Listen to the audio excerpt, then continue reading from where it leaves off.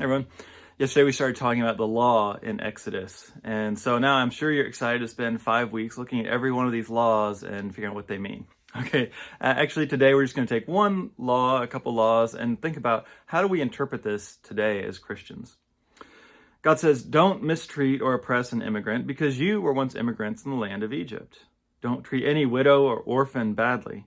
If you treat them badly and they cry out to me, you can be sure that I'll hear their cry. I will be furious and I'll kill you with the sword, then your wives will be widows and your children will be orphans. If you lend money to my people who are poor among you, don't be a creditor and charge them interest.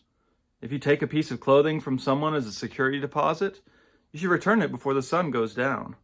His clothing may well be his only blanket to cover himself. What else will that person have to sleep in?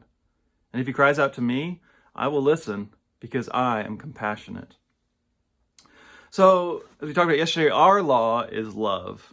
But as we're trying to figure out, well, do I follow these laws or not? Do they have any relevance to me or not? I think that's where we want to center.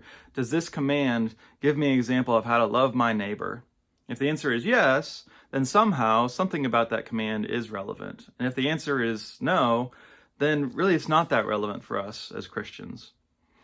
You know, as you read through a lot of these laws, you can see there are places where it's pretty obviously tribal and ancient and outdated, especially laws about slavery or the treatment of women.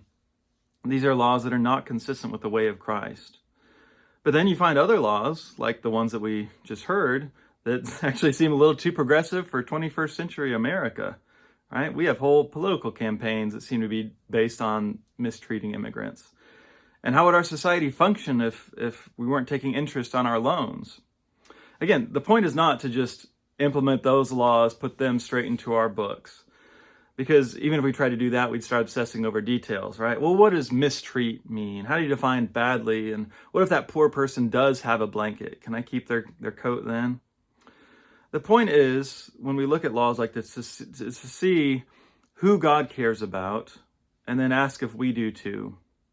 God over and over places himself on the side of immigrants, orphans, and widows. God has compassion on the poor. So do we. Or do we look for excuses to not care about those people? Are we justifying ourselves instead of seeking the justice God desires? If our law is love, and God's love is clearly focused on certain people, on certain groups, then we have to expect consequences when our policies and our actions and our words deny love to those groups. Now, it does get pretty graphic there with what God says God's going to do, and I want to be careful about how literally we take that, but it is true that if we don't have God's priorities, then we need to be paying attention to that. We should be loving the way that God loves, and we should be loving who God loves. So, who's that today?